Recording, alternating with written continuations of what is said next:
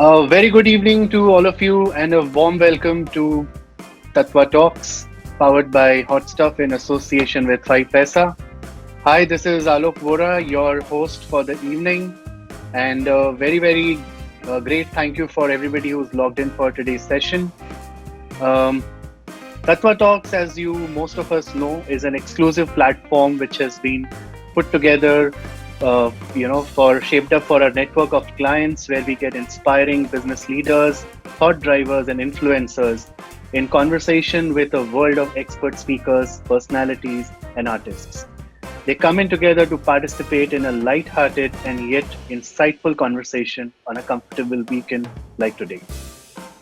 It is our pleasure to host our very first session exclusively for 5paisa.com and have such an esteemed panel of personalities with us. Thanks to all the viewers who have enthusiastically logged in today on a Saturday evening. And thank you very much, my Hot Stuff Core team, for logging in for today's session.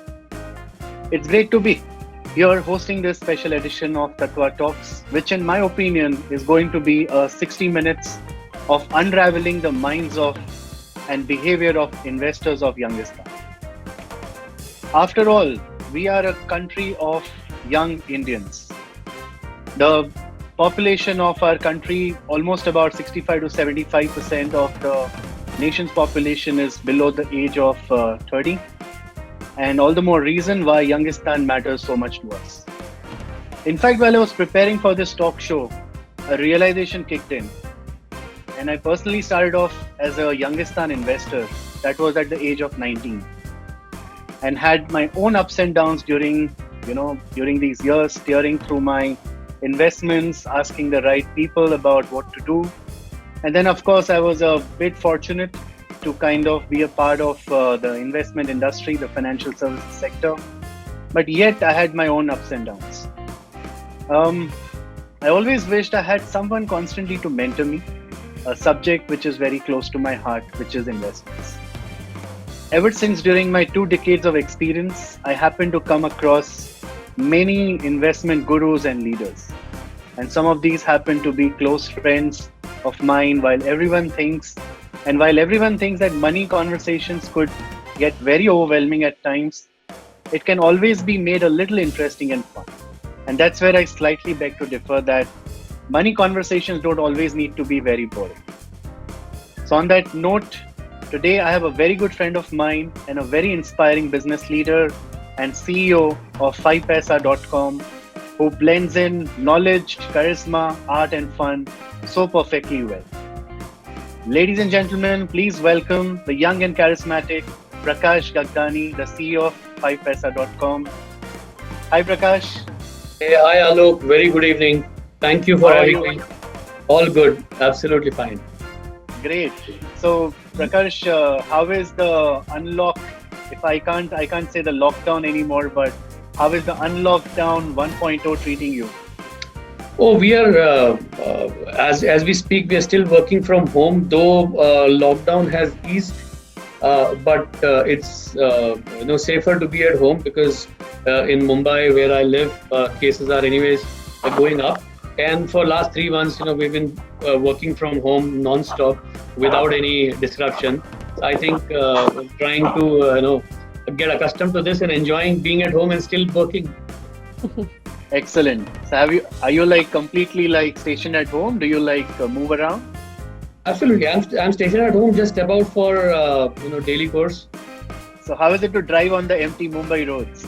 Oh, it's a dream. So for for my board meeting, I had to go one day to office, and then a couple of days I went. Driving in Bombay, when you are leaving from your office in the evening, just call up home and say that get the tea ready, I'm coming home. I think that's a dream. The only good thing that this lockdown has brought is the traffic in Bombay has practically vanished. So that was one thing that I never thought I would say that in Bombay, but that's what happened. Yeah, the other day I had to like drive down to Churchgate and I was there in like about 20 minutes. That's like a dream come true for me. Absolutely. So I can absolutely relate with you. Yeah. Excellent. So Prakash, on that note, just a thought, like, 5paisa.com has been like quite active in the youth segment, the Youngistan segment, and one of the key campaigns that I think you guys are running very well with is Karo Self Investment Start.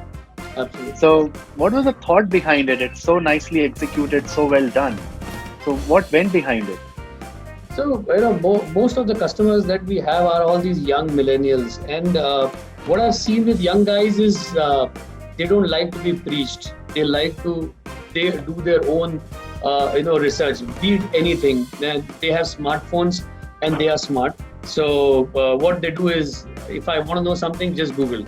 So, we said that, why, if you can do everything, and that's what I thought. So when you gave your exam, it was who gave your exam. It was not your parents sitting beside you. So when you went on a first date, and we have Angela on the panel, and she can add better. You never took a guidance from your parents that who I should date first, or anything for that matter. So then why investment? Why can't you just go online, search yourself, get some knowledge, and do your own investment? And what you need is a good platform, a transparent platform, something that you can easily use, simple to use. So we be that, and we give the power of deciding is to you, your own. So you should be the owner of your own money and no one else. So that's what the thought was. And I'm really glad that our campaign worked really very well, and it really connected with the target audience. Great. I'm very happy to hear that. In fact, I believe what the whole lockdown also has brought out around us is this whole concept of DIY, do it yourself. And and when I see this campaign, that's exactly what comes to my mind as well. Like Karo Self Investment Starts. So everything is all about you. So very interesting. And so moving forward, let's just dive in. And there are many viewers and many people in the audience who are watching this webinar right now. So speaking of brands and speaking of what you just spoke about, Prakarsh, what I'm going to do is I'm going to play a quick game with you, and maybe all the people in the audience can also participate over here. So what I'm going to do is I'm going to have a list of brand taglines over the years, which I kind of have grown up with. And I'm just going to play like maybe a one punchline of that particular tagline or a campaign. And the task is to guess which brand it is. Okay. Oh my God. So here I go. Let me play the first one. Ting ting ting.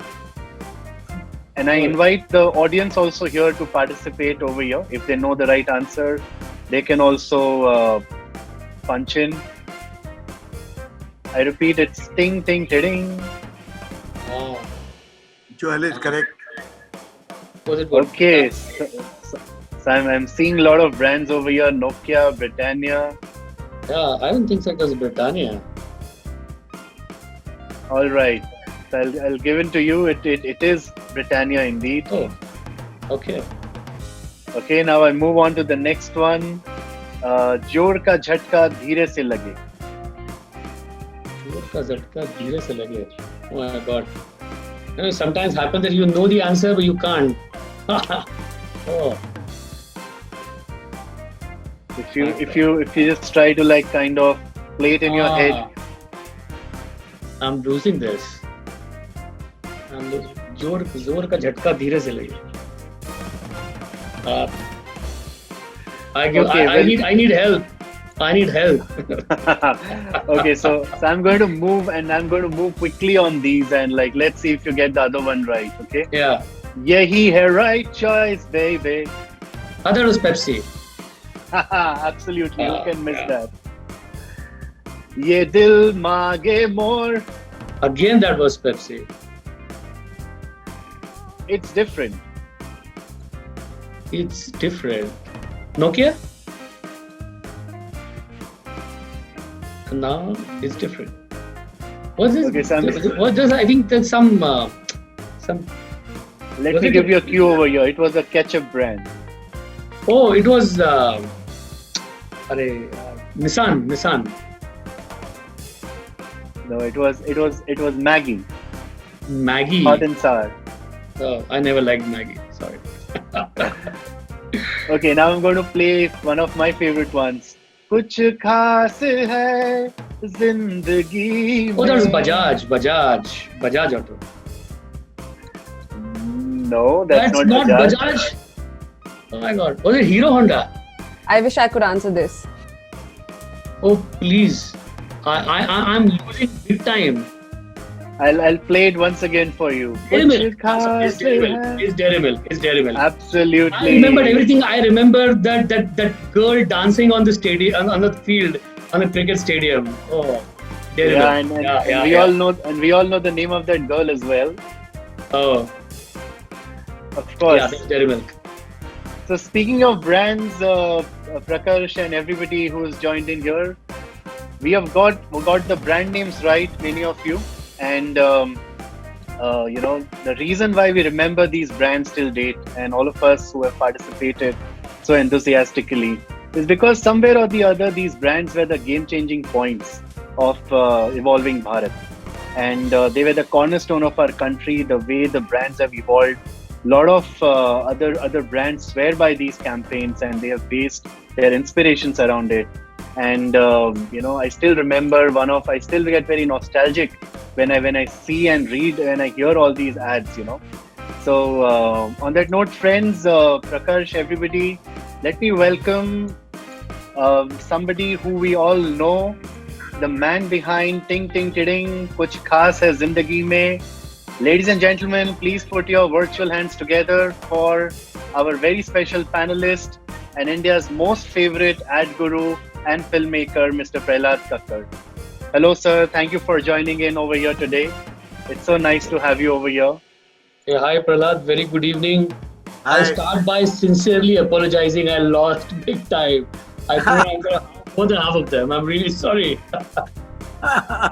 Don't worry, these are all nostalgia. As long as you remembered that they were what they were for, it was okay. Remember the brand name. There's so much clutter nowadays, anyway. Yeah. In fact, something common amongst all the brands that I just, the taglines I spoke about, and Prahlad sir, is that he was the man behind all of them. Not really.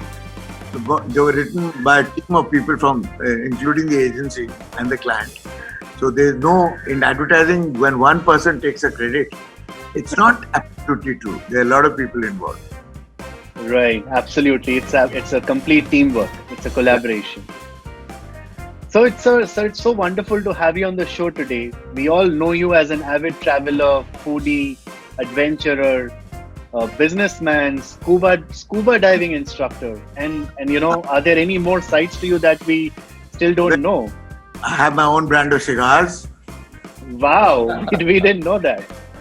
and because it used to be a passion with me. Of course, I'm not smoking as much as I used to, which is thanks to all my friends and my co-tournament that don't smoke so much. So, I mean, sitting at home during lockdown, I've now pulled out my old box of cigars and I'm seriously thinking of smoking every evening.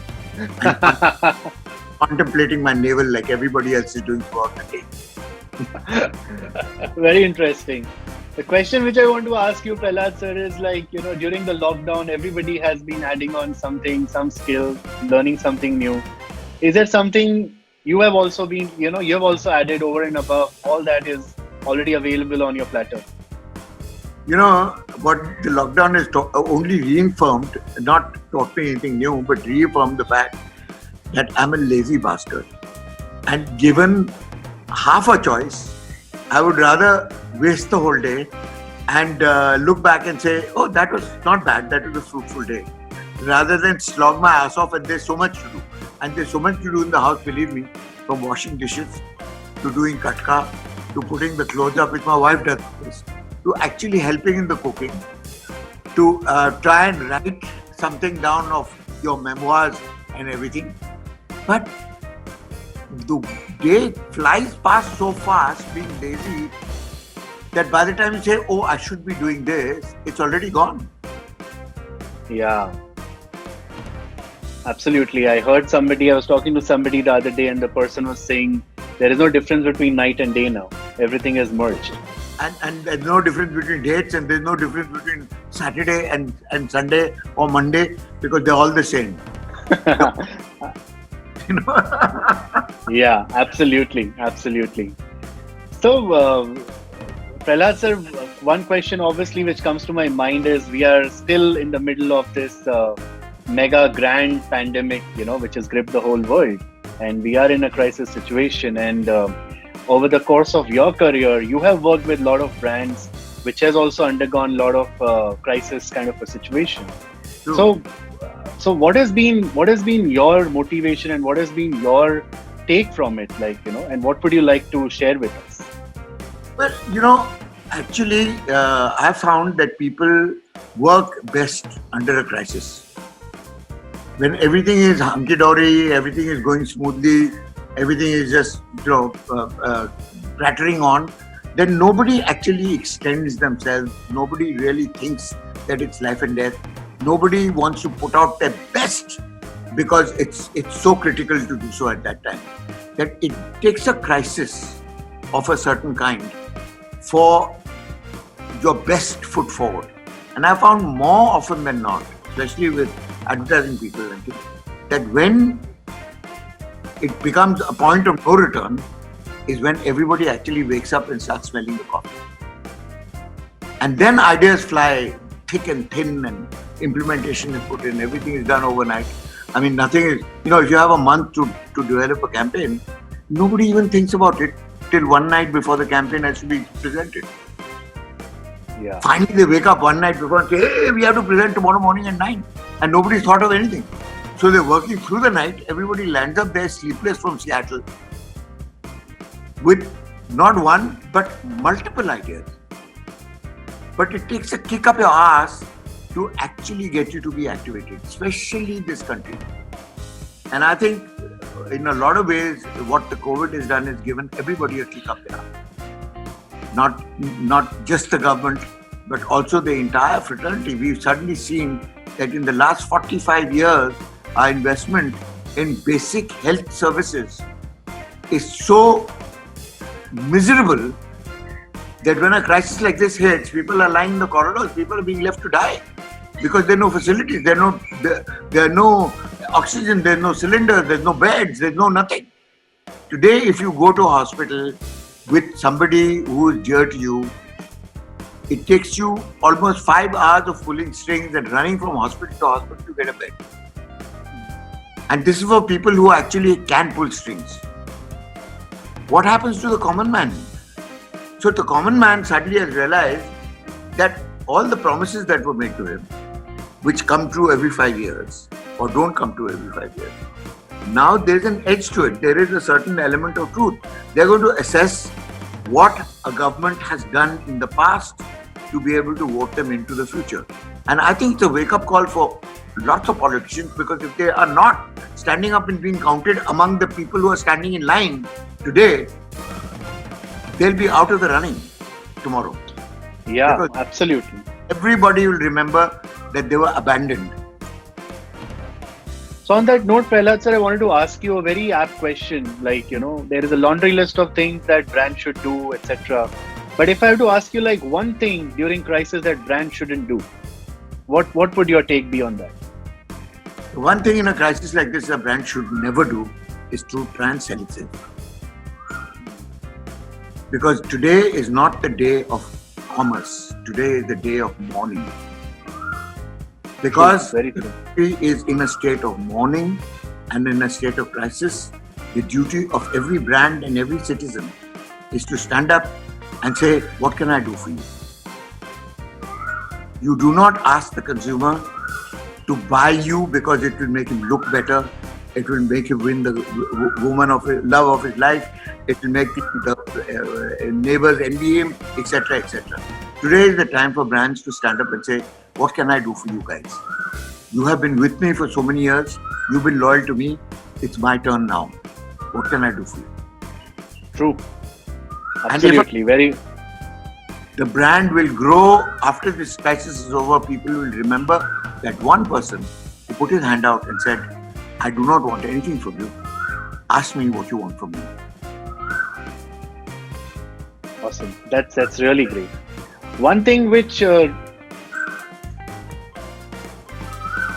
Yeah. One thing which really stands out, Mr. Kakkar, about your communication, your campaigns has been you've always been very bold and very vocal about everything, and that's one of the reasons why you resonate so well with the Youngistan. So, where does that confidence come from? Well, you know, a long time ago, there was an incident in my college when I was about 18 years old. And I had 3 girlfriends and I was trying to juggle them around. We all try that at some stage or another, thinking that we're very smart and that we can con all of them all the time. So one fine day at a party, all 3 of them landed up together without telling me. And I didn't know they were landing up. I thought this is a great opportunity to meet somebody new. And I landed up at this party and I found all 3 of them there and all in a huddle and all discussing the fact that they were being two-timed. So they all caught hold of me and they stripped me of any form of dignity by calling me every name in the book. And at the age of 19, I thought nothing can be worse than being caught telling a lie. Right. So, however bold it might seem to tell the truth, the fact is you don't have to remember the truth because it always remains the truth. You have to always remember a lie because you have to remember who you said it to, when you said it, and at what context you said it. Now just imagine if you were lying through your teeth all your life, you need a supercomputer to be able to keep tabs on all the lies and who you had told them to. But Absolutely. if you say the truth, people might object to it. They might turn around and say he's a muffat, he doesn't know diplomacy, he's this, that, whatever they might call you. But in the long term, they'll turn around and have respect for you and say, he's the only guy who told us the truth. However unpleasant that truth might be. And the fact is that 3 girls, I'm totally beholden to them. So if they're anyway on the program of the watching, thank you so much for teaching me that one great lesson in life, which all of us have to learn, is that when you get stripped to the bone because you've told lies, it is worse than anything, any criticism and you might get for being bold and telling the truth. Absolutely. So the whole spirit of Ye Dil Maange More, it really like kind of helped you. And You see, what we took out of that, just remember, Dil Maange More wasn't just a slogan for Pepsi. It was a slogan for the country. yeah, The whole business of Dil Maange More was to dream bigger. To live the dream, not to forget your dream, wake up and go back to office and say, I hate my job, I hate this city, I hate my family, I hate everything about my life and I want to end it, but I have to carry on going because I don't have the guts to end it. Okay, Dil Maange More was for all those people who dreamt and forgot their dreams and said, live the dream. You can make it happen. You can make it come true. Life is all about dreaming. The dreams give you hope. And hope gives you a future. Can you imagine a country without hope? It would be the most terrible place in the world to live in. yeah, So, absolutely. Dil Maange More resonated very strongly with a lot of us at that time because it stood for something far bigger than a brand. We are going to like quickly bring in the face of Youngistan, a very good friend of mine, Angela Ribello, who is an avid global traveler, a successful anchor and entertainer, having successfully conducted more than 1,500 shows herself, and of course an investor too. So may I please have Angela as well on the panel? Hey Angela, how are you? Good to see Hi, you. Alok. Hi, Prakash. Hi, Oh, Prahlad. How are very you good guys? evening. Hi. It was so interesting to sit here and hear Prahlad talk about. I'm getting dating 101 tips here. You're looking Quite very interesting. I did not hear you, but I know you said something nice for me. said you're looking very edible. Oh, I get that. I get that a lot, in fact. All right, so Yeah. let me just, with all 4 of us on the panel, let me quickly deep dive into like a few questions for each of us, and I hope you all are ready for it. So here I go with my first one. This one is for Prakash. Yeah. So Prakash, everyone wants to get rich and quickly today.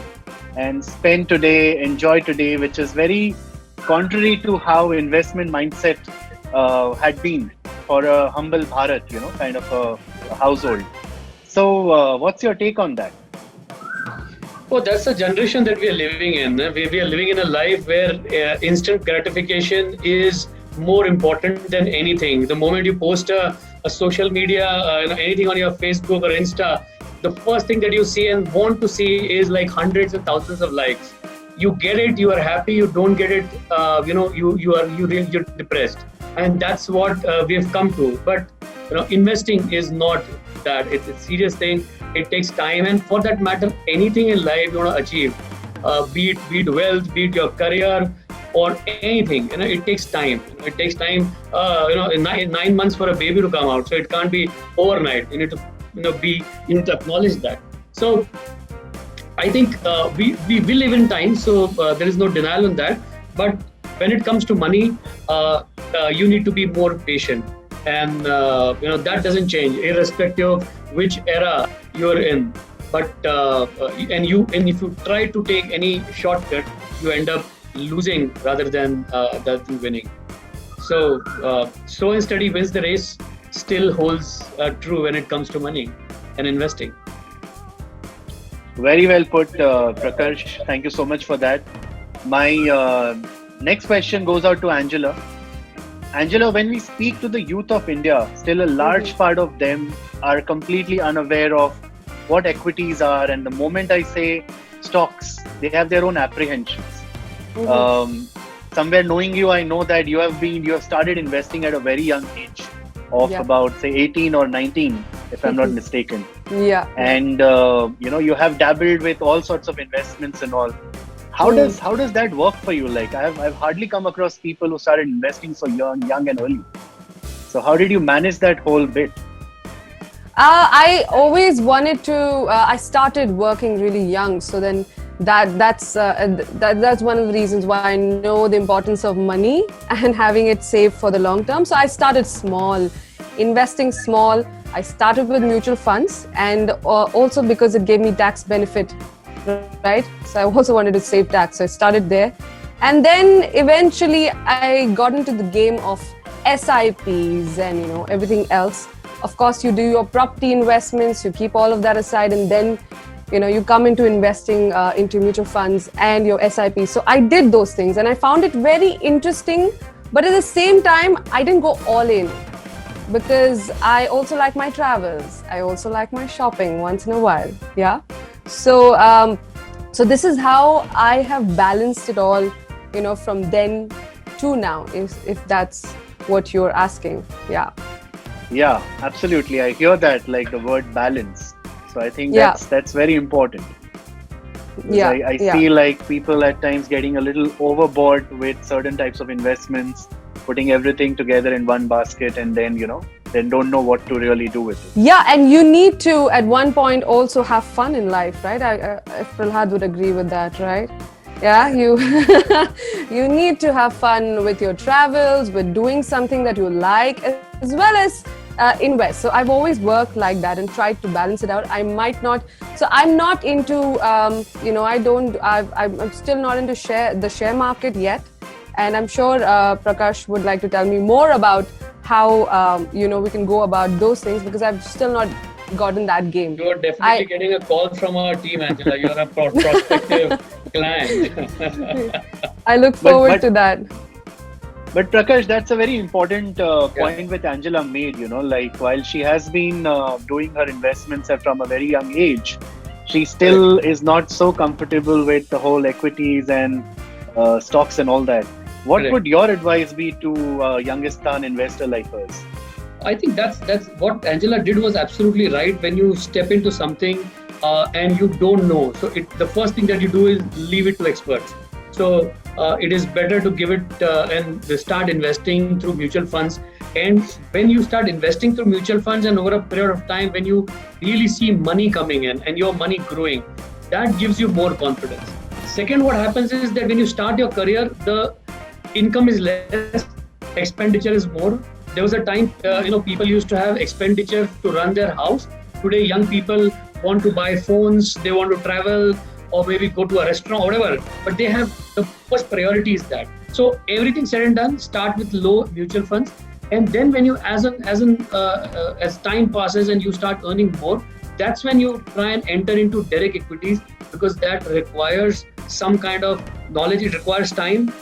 You have to invest some amount of time into understanding equities, learning, and then investing. So so it's good that you start early. So Angela started early. So I think that the time which was required to have confidence in investment, I think that is achieved. So now I think for you it's right time where you go like completely into it. But how do I balance the whole thing out? I mean, if in case because that still remains a question. Yeah, because I have to invest my time into understanding these stocks. I'm going to invest on a daily basis, and how do I get that sorted? Because we also live very busy lives. Apart from Correct. now, I mean, we have a little free time. But See, a lot of people get confused with investing and trading. So investing doesn't require your time on a daily basis. You don't have to look at stocks. For example, if you invest in a house, you don't go every day and see whether the price of my house, the real estate has gone up or no. You don't do that. But the moment it comes to stocks, people do that. Why? Because it is electronically available. You can just take out your phone and see the rates going up. So it is more interactive, but it doesn't require time if you're an investor. What requires is maybe few hours a month can give you a good time. Or for example, when we all read newspapers, right? So even if you're not from stock markets, you know that come March and there's a pandemic, stock prices go down. So everything went down, and that is a time where even if you give a day, that okay, let me read what is happening around the world, in the country. Let me look at the stocks, and there are information available. I think not more than a day will help you there. And if not, then you still have your advisors, your brokers, and your friends who can guide you. But direct equities is important because one is passive investing, but there's also something called as active investing. I'm not talking about trading. But there are people who actually day-to-day trade. But how do you balance? We balance everything. And for example, we work for 8 hours. We don't work for 24 hours. So we balance even there. So, and some hours in a month, you give it to your studying about your market, about your stocks. I think it's more than enough. And or rather, those few hours will help you do what you like, which is travel. Because even for travel, you need money. yeah, we do. Invest now and then Angela travel. would be very happy to hear that. Yeah, but I think I remember talking to Prahlad, and Prahlad, you were telling me that how youngsters today love traveling. Investment is the last thing we want to do. So what do you have to say to youngsters like that? Don't you think? That's exactly it. Get your money to work for you. Why are you working for your money? When you can take your time out and travel. So if you invest your money intelligently, if you do your background research on where you're putting your money, when to take it out, when to reinvest it somewhere else, then your money is working for you, because all the surplus that you get from that is what you use for your indulgences or your travel. I don't think travel has ever been an indulgence for me or anybody else that I know. I think it's the best education that we ever got. I think the only real education that I got, which was not formal, but it was real, was through travel. By meeting people, tasting their food, by looking at their culture, by looking at their history, by looking at the monuments, them. And that gave you so insightful knowledge into countries like Vietnam, Cambodia, my beat, Outer Mongolia, because everybody wants to go to Europe and Switzerland and all this rubbish. I hate going to a country which is already traveled or much traveled. I love going to countries which are absolutely new and open for the first time after many years of being locked down themselves, and they're innocent. The only word I can use for countries that people don't go in large hordes to is that the people are open and innocent and willing to accept you for what you are. And if you are willing Absolutely to share true. what you have with them, they are willing to open their doors and share everything with you. And that is real travel. That is an education which no school, no college can ever give. Yep. Absolutely. Thank you so much. And So, there are a lot of people. Yeah. Sorry, Alok. Please go ahead. Yeah, please go ahead, Prakash. No, so I was saying that travel has become such an important thing for all of us, and as you said, the farther places you go, the less traveled places you go, you need more money, and for you to do and to fulfill your wishes, you need to have money and you need to create wealth, and that's when you can fulfill all your dreams.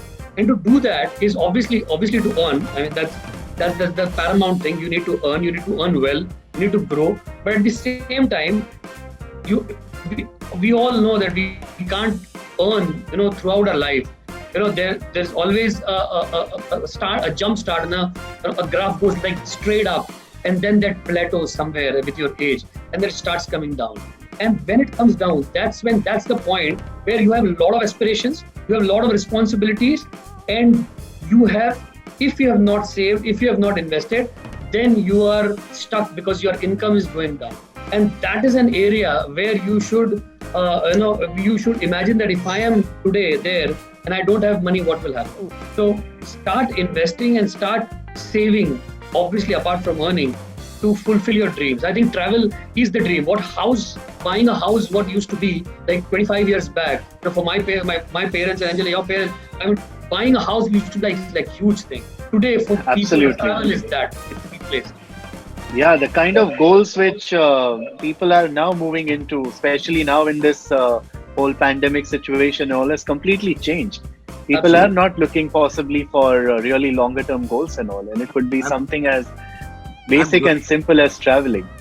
I'm growing up with three, and one is 23, one is 25, one is 31. And except for the one who's 31, who's actually found himself a very steady girlfriend for the last 6-7 years, nobody, and they don't talk about getting married. They're talking about not getting married. They want to function with the family, come together and spend time with each other, and it's called an unmarriage. Now, I've never heard the term before, so I asked him, what is an unmarriage? He says, even I'm hearing it for the first time. Yeah, Me too. Yeah, it's an informal way of getting the families together and considering that we are practically married, but there's nothing legal about it. It's because we want to be together. That is why we are together, not because some divorce court turns around and says, no, go for counseling. If you want Wow. All right. So Interesting. that's your 30-year-old thing. The 22 and the 23 and the 25-year-old thing, married? Are you joking? I mean, I've got my whole life ahead of me. Why should I put an anchor on my neck? So I'm trying to convince them that she's not an anchor, she's an asset. She's like your mom. Without her, I don't know what I would have done, because she's done all the investments. I've done all the traveling and blown it all up. So where would I have the money if she hadn't done the investments and for me to travel?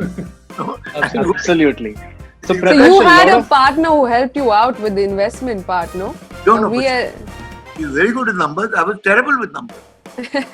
So when we got married, I was one of the most successful ad filmmakers in this country, and I had zero bank balance. so that's And you. And she says, "Where's your money?" So I said, "Somewhere." So Prakash, a lot of audience is asking very simple question, and that next question goes out to you is, tell us 3 things which somebody, a Youngistan investor, should not do, especially during these times. Oh, especially during these times or normal? Yeah, not to do. What not to do? Very contextual. Oh, so people who are investing, what not to do is now, first of all, don't splurge. I mean, obviously, these are not the times where you spend money, but it is as Prahlad earlier said that everyone needs a kick, a crisis to come up. I think for young people, that's again, I mean, though they don't get the gravity situation so easily, but it is again a kicker for them that nothing is certain in life. Everything's uncertain. I mean, everything can come to a standstill. A virus which even can't be seen can actually bring the whole world on its knees. But there is nothing which is certain. So don't take it lightly. I mean, when things go great, we all are happy about it, but never take lightly, especially your money, your life, your friends, your family. What you should not do is take life lightly at whatever age you are. an old saying, All right. Yeah. which is what investors today are really all about, and it's not new. There's nothing new about it. Your Okay. grandmother, who never had a bank account because she couldn't sign her name at that time and was uneducated, had a little biscuit ka dabba hidden behind the rice dabba in the kitchen. And in that biscuit ka dabba, she used to put away all the change and all the money that she had saved from her budget to run the house. Okay. And when there was a crisis in the family, and everybody sort of looked at each other and said, "Ab kya karenge? Kalia, hamara kya hoga?" The grandmother would go to the kitchen, bring out this little biscuit ka dabba, and put it down in the middle of the family crisis, and said, "Jitna tumhe chahiye, idhar se nikalo." That was a bank, Yeah. but it was also her investment, and she was putting away 8 annas, 1 rupee, 5 rupees, 10 rupees, whatever she could over a period of time, and forgetting that it was there. She never touched it until there was a crisis and there was a need. And then suddenly she would come to this rescue, and everybody would look at her and say, "Nani ji, ये आपने कितने सालों में इकट्ठा किया है?" So he said, True. "मुझे नहीं है, पर मैं इकट्ठा करती रहती हूँ." So Absolutely. that is a belief that will never change. So Yeah. whether it's mother putting it in a biscuit ka dabba, or whether it's you kids today putting it in investment because you got enough surplus cash to go out and have a really great time, but when the shit hits the fan, then you look towards your investments, because the only guys who invested are really have a umbrella. Nobody else has an umbrella at that time. Yeah, I think, see, impatience, when it is applied for a right thing, it is always good. I mean, if I'm impatient to learn, then I'll learn more. If I learn and something I know, if I'm impatient to know more, I'll go to something else, I'll be more knowledgeable. If I'm impatient to spend, then it's wrong. So I mean, it goes both ways, that how your impatience, you take that impatience for your own benefit. So if you are impatient, good. You should be impatient to learn, impatient to earn, impatient to create wealth, impatient to love your family and friends. I think that's impatience. Everyone will appreciate and love it. Very well put, Prakash. Thank you. I think impatience is a really good goal. It's a good thing, because today's kids have at their fingertips the largest, enormous amounts of information which has ever been collected in the world. You go to Google, you find everything from recipes to how to invest to what the companies are doing, who their board of directors is, much more even than the annual report, which might be fudged, as a matter of fact. So, fact is that today you can, if you are impatient to learn, all you have to do is go to a computer and learn the language that it speaks, and you have the whole world at your feet. You can pick on anything that you want, which you are impatient about knowing. You can pick on the best scuba diving sites in the world. You can pick on the best schools with the safety record. You can choose where you want to go to spend whatever money that you're going to spend, so that you get the best bang for your buck. Today you have so many options because you have so much information. And because there's so much information, my only advice to kids is which I never followed myself, because I was an impatient young man who was in a hurry to get somewhere. And until I got married, I never realized the value of actually investing, because I watched my wife do it. And in times of crisis, she was the one who came out looking like shining gold, and I came out looking like a little biggie, because I had blown everything up. Now, the point is that the only advice that I have to give to youngsters today is, whatever you can put away and invest, put it away and forget about it. Yeah. But at the same time, when it comes to us investing, I think for people who have not invested at all, they can always start small, right? Then start small, That's the key. understand, Absolutely. educate yourself a little bit, and maybe then keep going ahead, right? See, the Isn't thing that is, how education is the most important thing. it It's is? called- It is. It's called a risk, but it's called a judged risk, because you have information to take the risk. It's not eeny, meeny, miny, mo anymore. And it's not public. Absolutely. It's not saying, "Oh, Mukesh Ambani pe paisa dalo, wo to lambi daud ka ghoda hai." It's not like, there's lots of lambi daud ka ghodas. And if you actually bother to read and study the market and the way companies do and who is actually behind them and what their track record is, then you'll never ever make a mistake. You might be temporarily set back because of COVID or because of something unforeseen, but it will always recover because a blue chip is a blue chip. One of our audience, Kushagra, is saying calculated risk. Very well put. Yeah. Absolutely bang on. Absolutely. So on that note, what I'm going to do is I'm going to quickly move to the fun section of today's discussion, and we will keep this interesting conversation moving. And so what I'm going to do is I'm going to like throw some, quick guessing game questions to each one of you. I'm going to like give you a word, and you have to guess the first name that comes to your mind. You need to just shoot it out. For example, when I say cricket, it's Sachin. For example, when I say innovation, it could be Apple or Steve Jobs. So, ready for that? Yes. Yeah. Awesome, great. So my first word to Prakarsh is experience. Oh, experience. Narendra Modi. Next one to Angela is fresh. A perfume, Chanel. Chanel, thank you. Next one to Prahlad sir, growth. Growth is, to me, is Tata's. Tata's, excellent. Next one back to Prakarsh is bubbly. You know why? You know why? Why? Yeah. They have a company called Tata Steel. And all the advertising is not about steel. And only their baseline is, we also make steel. Interesting. Very interesting perspective. So Prakarsh, back to you. If I say bubbly. Bubbly. I don't know. Why am I having gems? I don't know why I suddenly remember gems. Gems. I don't know why, but suddenly I remember gems. Did you ever have Bubbly? Sorry? Didn't you ever have a girlfriend called Bubbly? Oh, never. Oh, my wife is also seeing this webinar, so never ever. Interesting. And my last one to Angela is travel. New Zealand. Wow, interesting. It looks like that has been your favorite destination. Yeah, absolutely. Love the place. I second Awesome. that. So, a word describes a person who is a brand in themselves. So, Prakash, Prahlad, Angela, all of you have build your own brands, like right from scratch, and my brand building also like involves a lot of risk taking, like what Prahlad sir also rightly put. One has to be bold, one has to be outspoken.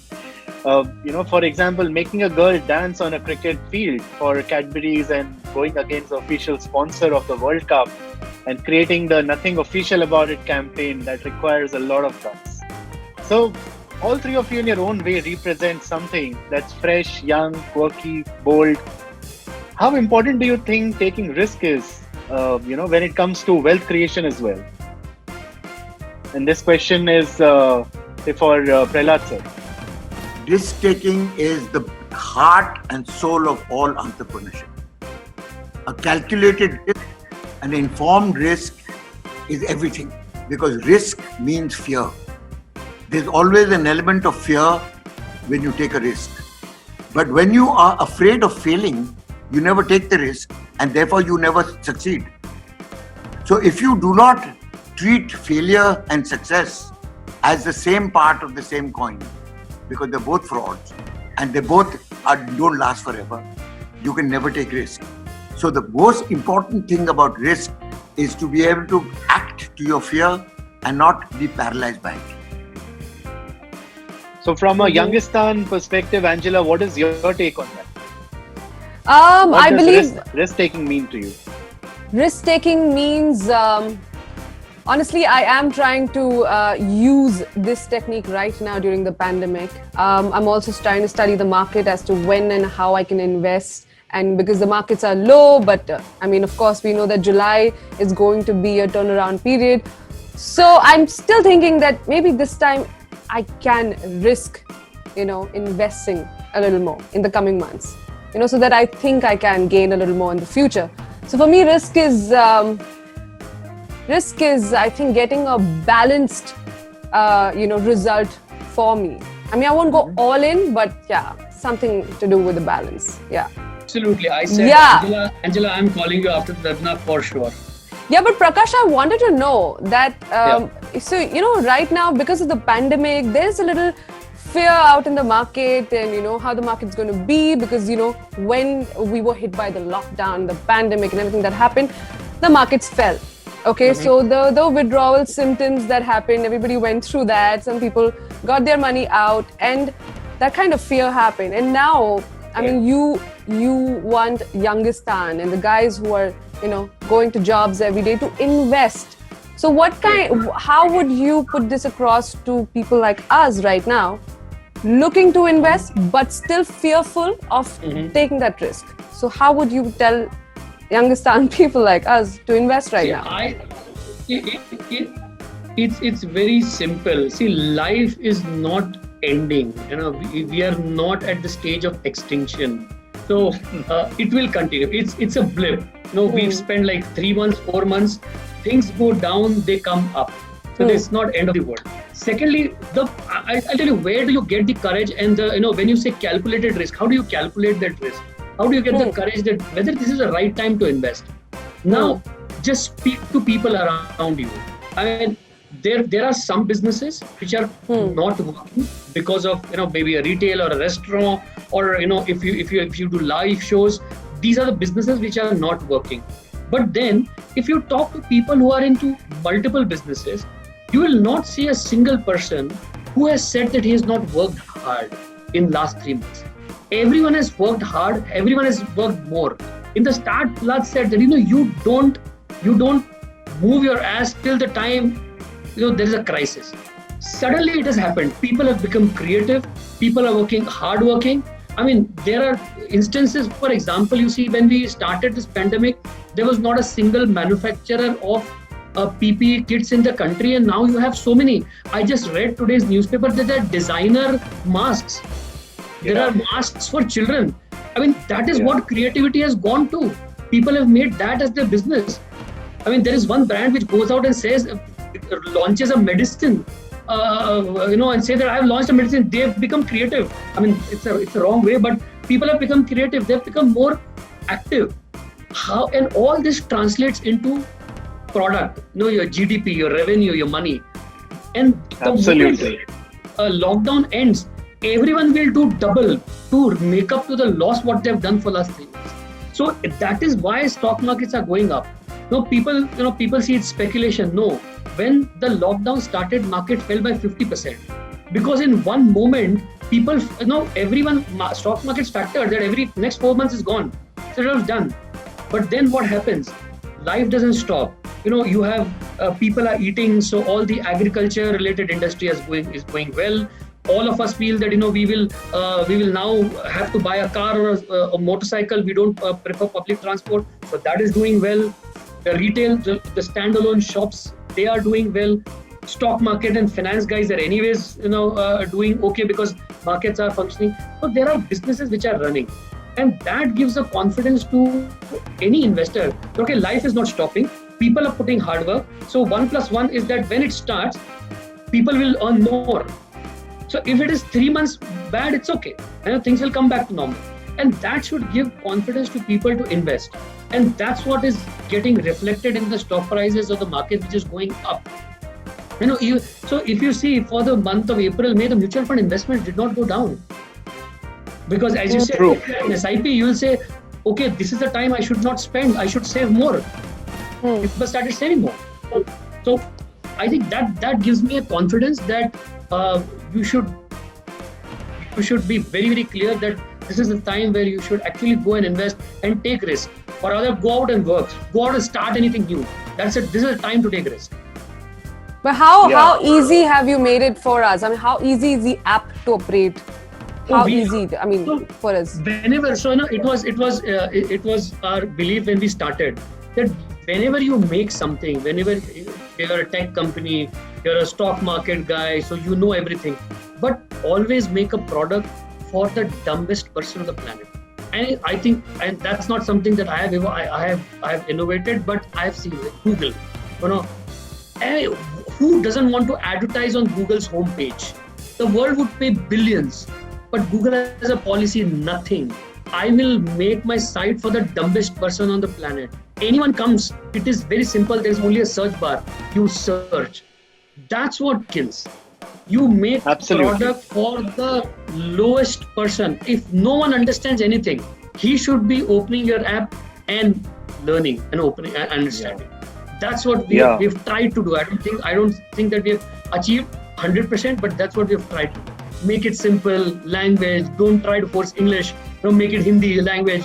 All of us are comfortable talking in Hindi, so let's make that as a language, right? Make use of simple terms. Don't bombard people with too many things. Just because I know a lot of stock markets, I start talking in big those verbatims and I use it, which makes me look cool. No, don't do that. Talk very simple. Keep it simple, and that's what we've tried to do.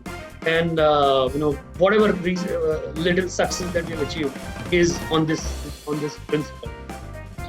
I think very interesting, Prakash, and thank you so much for bringing that perspective so well and summarizing everything so well for us.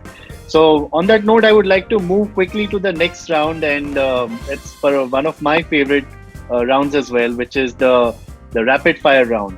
And what am I going to do is, while I'm not sitting with any coffee in front of me, nor I'm in current, but that doesn't stop me from, I'm also not sitting on a couch. Absolutely. And where's the hamper? Oh yeah. Yeah, that's coming up. The virtual hampers now, given the lockdown. So, Prakash, my first set of questions is for you. And what I'll be doing is I'll be throwing you 5 questions back to back. And, without taking too much time, just kind of shoot back. So, Prakash, my first question to you, assume you're 21 and you got your first paycheck. Where do you invest that money? Oh my God, the first paycheck. I'll buy a nice gift for my girlfriend. Okay, nice. Interesting. Thank you. She called Bubbles. Yeah. All right. So my second question, Prakash, a Euro trip at 25, a Harley at 30, or a dream home at 35? Which is the most feasible for a young investor, as per you? A Euro trip at 25, a Harley at 30, or a dream home at 35? Oh my God, dream home at 35. I think it's Harley at 30. I would say a better one. All right. Awesome. If you weren't the CEO of 5 Paisa, what would you have been? What would I have been? Oh my God. I never imagined. Right from 12th, I've always been in stocks. So I've not imagined anything. I would be a film critic. I love seeing movies. So I would have been a film critic. Interesting. Not anything. Because criticism is something that you can do. Anyone can do. Yeah. A song that inspires you the most? Oh. I think that goes, there's this song from a movie, Majboor. My father says that, so I remember, एक दिन बिगड़ी किस्मत संवर जाएगी, ये खुशी हमसे बच के कहाँ जाएगी, तो गम न कर रह जिंदगी. So I think that it resonates what we are living in today. That गम न कर रह जिंदगी, किस्मत बदल जाएगी, सब कुछ ठीक होगा. वाह, क्या बात है. And the last one to you, Prakash, is a book you would recommend to every investor right now. Oh, I think the biography of Steve Jobs. I think that is one book I'll recommend. And also I read Elon Musk, biography, Musk. Phenomenal books and excellent, great inspiration. Yeah, absolutely. So thank you, Prakash, and you did very well. Somebody from the audience says me Kampf. I think Adolf Hitler's biography as well. Amazing. So my next round of questions to you, Angela, and here I shoot without taking much time. Okay. Who is India's youth icon according to you? Youth icon, right now. Yes. As per you.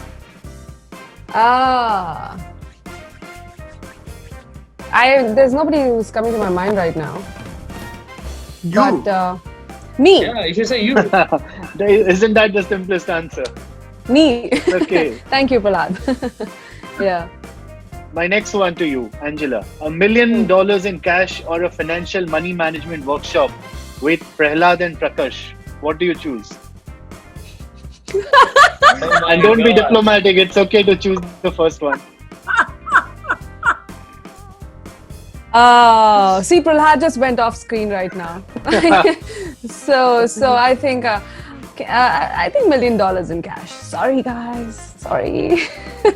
Okay, sorry to break your hearts, Prakash, Prahlad.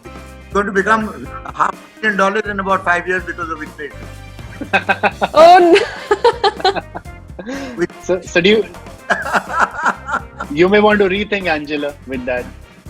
Always Yeah. remember, the older the wine, the better it tastes. Oh my God. Can I There. change my answer now? No, and you No, can it's choose too me because late. I can make you $5 million. Here, everybody's With the looking right- for your money. the right Angela, guidance. already. Correct? Yeah. Okay, the third one for you, Angela. If you were CEO of a company, which brand would it be? It would be Tata. Okay, Yeah. and so we have a lot of Tata conversations happening on today's discussion panel. It's a brand A to youngest- look up to in a way, you know. I've always looked up to, the whole working strategies, everything. They're so good. Absolutely, undoubtedly, very inspiring. A Youngistan investor who looks up to you comes to you asking for advice on wealth creation. What is that one-line advice you give to him or her?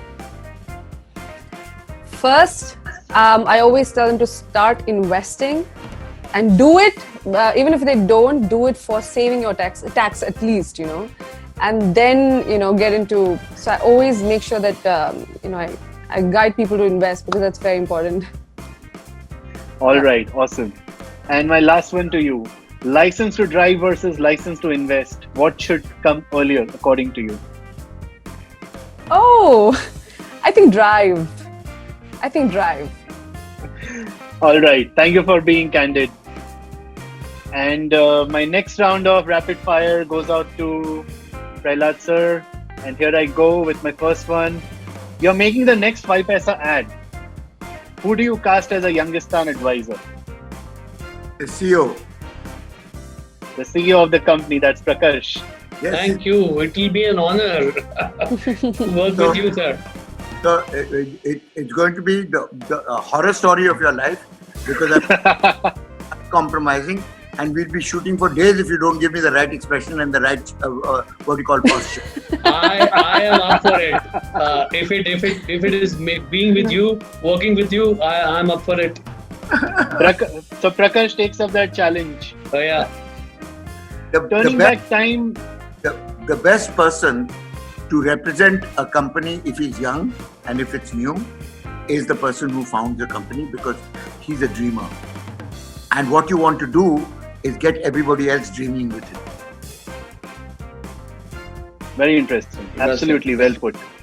My second question to you, Prahlad sir. Turning back time, you got your first paycheck from the first ad. Where do you invest your money? Wine, women, and song.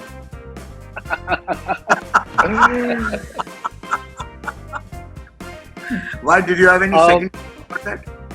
No, somebody from the audience says bubbles. Bubbles. I do. It's called bubbles because they were so bubbles. Okay, a one-line catchphrase on money to Youngistan advisors. Pardon. Just repeat that. A one-line catchphrase on money to Youngistan. Don't work for your money. Make the money work for you. Absolutely. So consistent you have been. What do you miss spending on the most since the lockdown? On travel. There you go. I dive all over the world. I travel all over the world and make. See, most people think that I've retired. I haven't. I've actually started making ad films in countries which can't afford it, and at the same time teaching. So I traveled a lot to Vietnam, to Cambodia, to Laos, to Burma, to Outer Mongolia, and if I could go to meet the Eskimos and make an ad film with them, I would love to do it because it's hard, it's difficult, and you have to go back to basics. And only somebody who's come from basics can actually go back to basics. The kids today find it very difficult to go back to basics because they started with a cell phone in their hand, and that wasn't basic. Very well put. Started with a gulli danda. Yeah, very, very insightful. Thank you. A crazy memory thing that you did when you were in your 20s. And I'm sure there would be too many. When I was 22, I jumped off the balcony of a girlfriend who I was visiting in the wee hours of the night because her parents turned up from a holiday which they were supposed to have disappeared to because they had a car breakdown, so they decided to come back to Bombay because they were closer. And they rang the doorbell, and the way you ring the doorbell, everybody in the house knows who is coming. And she went absolutely and turned on and said, "Others come back." So I said, shit, I had three choices: to hide in the bathroom for the rest of my life so that she could feed me under the door, hide under the bed, but had a dog who also used to hide under the bed and he didn't particularly like me. So to fight the dog for the bed, or to jump over the balcony without knowing what's on the other side. I decided to go over the balcony because I was always a risk taker. And as I was in the air, I saw a watchman standing just below me.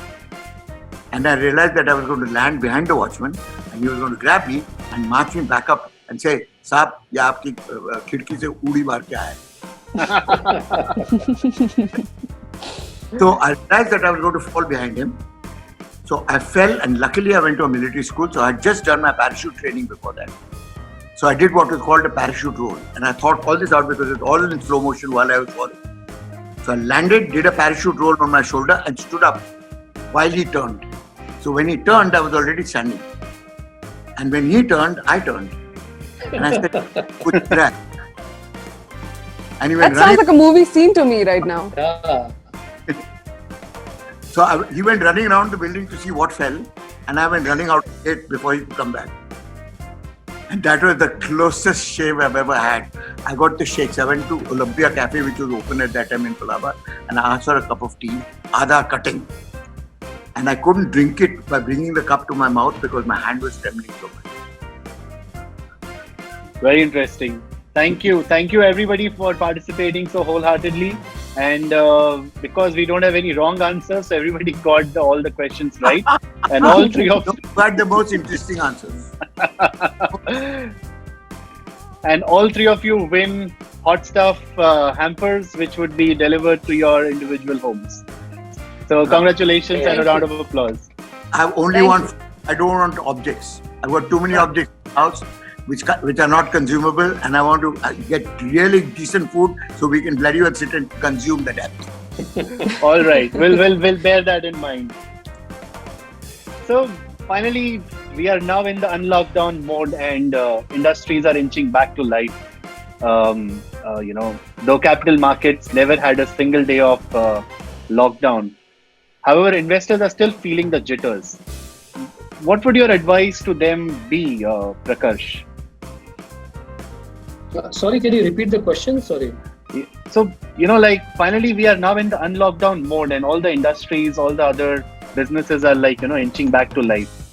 Yeah. And while capital market, of course, didn't have a single day of lockdown, it was always consistently on.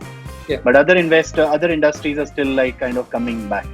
Correct. So overall, but if we have to look at the impact, the investors are still feeling the jitters of the lockdown. Mm-hmm. Yeah. So what would your one-line advice to all these businesses and industries be? I think the worst is behind us, and we have to live with with this virus till the time we get vaccines and all that. We'll have to live with it. There is no option. Every one of us are going to at some point of time get affected, but we'll sail through. There'll be vaccines, medicines, everything. I think the worst is behind us. We need to live with that.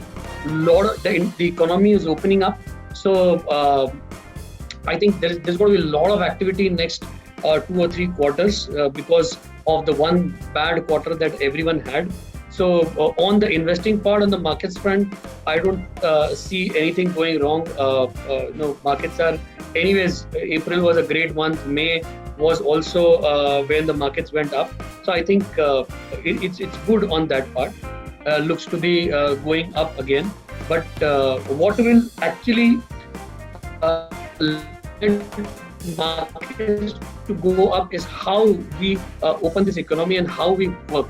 So then that will take some time. We need to have at least 2 more quarters of earnings of businesses for the stock markets to know the actual impact of lockdown on the economy. But till that time, I think it's reasonably well and nothing to be scared about. All right. Thank you, Prakash. My next question to you, Angela. You're someone who has constantly been on the move, doing shows and barely been at home for so long. How are you managing these times and going forward, given it might be a while before, activities and events and all kickstart again? How are you coping with this whole thing? How are you adjusting to it? Firstly, listening to Modi, as he said, be Atmanirbhar. So I'm practicing that pretty much. But right now, content is king and everything is digital. So it's the best platform right now to utilize and go out there, create content, reach a type of audience you want to, and you can do literally anything on the digital platform right now. So that's what I'm doing. I'm creating, and then there is virtual shows that is kicked in now. Events are happening virtually, so pretty much doing that and then creating content. So quite utilizing myself to keep the sanity going. So this is how the whole lockdown has been, in short. Interesting. Channelizing your energies, creative energies well. Yep.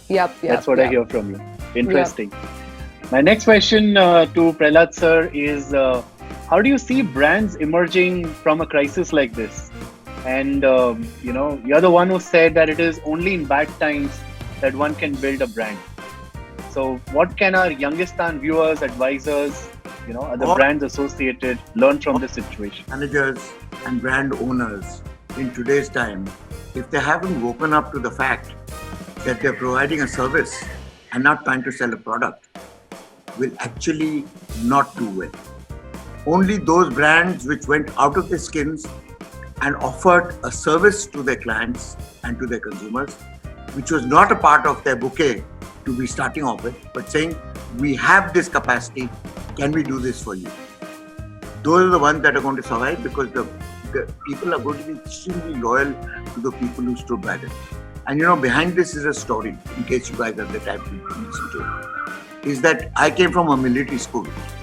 So all my classmates and all my friends all joined the army, except me, who decided to become a civilian, because I was advised by a very senior general that I would get cashiered for insubordination because of my nature, and that I shouldn't join the army because it was a dangerous place for me, especially a peacetime army. So I listened to his advice and went into advertising, where I wouldn't get cashiered for insubordination, I'd get promoted.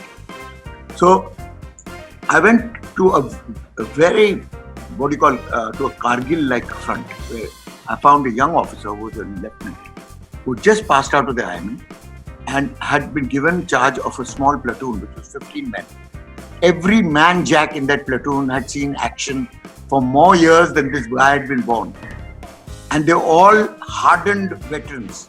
And there was this youngster at the age of 22 who turned around and was in charge of them to lead them into battle if necessary.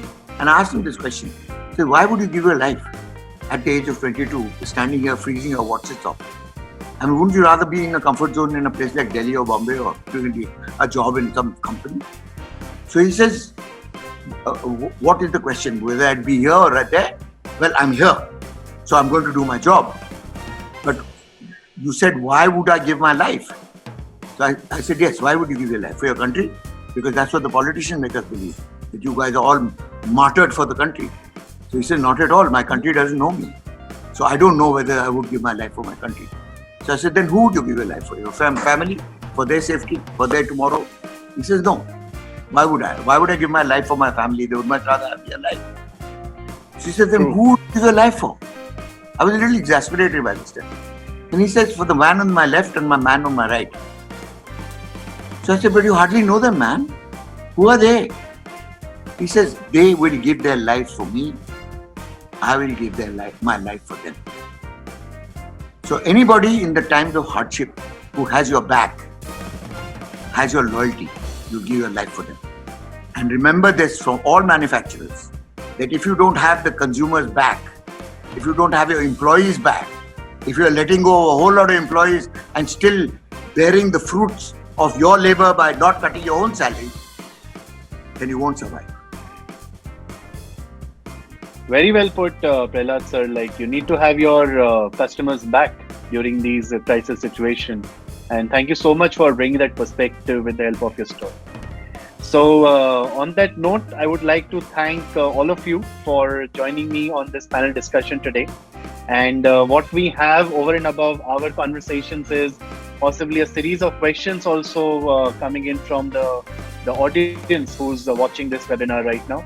So at this juncture, I would like to open the floor to them as well. And if they want to, ask some questions to each of us, please, the host, may I please request Rohit to open up the questions for Q&A. So anyone who has a question for Prakarsh, Angela or Prahlad can just raise your hand and please do shoot in your question. I had a column in Savvy magazine, which was an agony uncle column, and most of men who had huge degrees of relationship problem. So if you guys want to ask a relationship problem, please go ahead.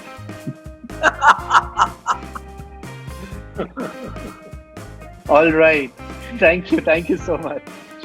So we have a question. Do you guys consider gold as an investment? So Prakarsh, would you like to take that up? Sorry, I think I missed that question. Is gold considered to be a form of investment? How do you look at gold? Definitely. I mean, that's an age-old investing asset and never goes off the radar. Sometimes it goes up in spurts, but that is one asset that you should own.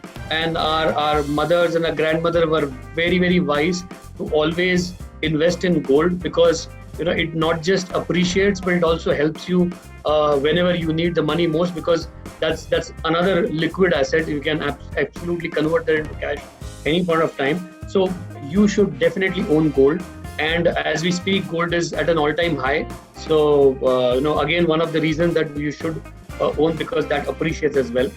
And I personally promote investing in gold a lot. We also have gold on our platform where people can just go and buy even a 50 or 100 rupee worth of gold. I just do it digitally, and whenever you want to convert that into a physical coin, you can do it. So wow, if that's a question, you should definitely invest into gold. And would you recommend the same to Youngistan as well? Absolutely. Gold is something that it has a lot of values. It's not just an asset. Sometimes it has a sentimental value. We consider it as pure, pavitra mante hain. We buy gold on Akshaya Tritiya. We buy gold on Dhanteras. So it is religious, and whatever is the reason, at the end of the day, it's an asset which appreciates, which gives you a 10, 12%, 13% kind of an annualized return. So if you're a young guy, buy it for yourself, gift it to your parents. Both are happy. All right. Thank you, Prakash. I have my next question from Sachin Pokale. He's asking, what is the way to engage young investors and increase their financial knowledge when they're not even bothered about what happens tomorrow?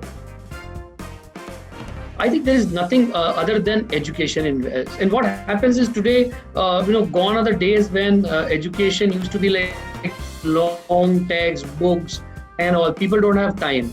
The best way to learn something is either Google or see small videos. So what we did is we created our YouTube channel, like 2-minute, 3-minute kind of videos. So that is something that is the attention span of a young investor, not more than 3 minutes, 2 minutes. So we create small education videos, explain concepts in a very simple way. So I think that is the way to learn. And if nothing works, then obviously you have Google to learn more about that. But learning is the only way. All right. So one of the questions, Mr. Prahlad, for you is, what would you tell the brands who raised their prices during lockdown? Who increased the prices? Yes, who increased their prices during lockdown. What do you have to tell them? Bye-bye. What's your view on that? Bye. Very well put. I think that summarizes it all. One Akshay Nayak asks a question: how to invest in share market, which share to buy for short term? Oh my God.